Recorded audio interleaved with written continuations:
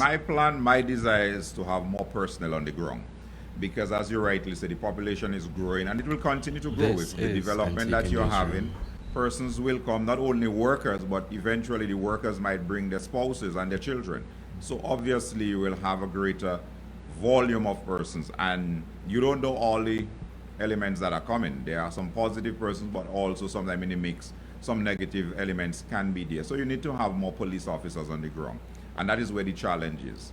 As much as we would want to put more officers, we need the accommodation, we need the housing so that we can have them properly housed, comfortable, so they can give better service. So it is something that we will continue to lobby for, something we continue to fight. And I would expect that even the Barbuda public can be part of that trust in seeing that we have more officers and they have them in better working conditions.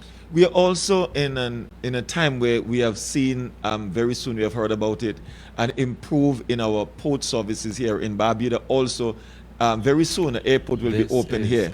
In regards to anti-congestion. the fire department now, because here it is the fire, the airport is right in the community, but now the other airport is going to move a little bit far distance. What plans are in place to have more than one fire attendant in place for Barbuda, just in case? What are your plans? With my plans is to see that we have the proper equipment to deal with the development. It is imperative that if Barbuda is going to open a second airport, there must be fire service at that airport.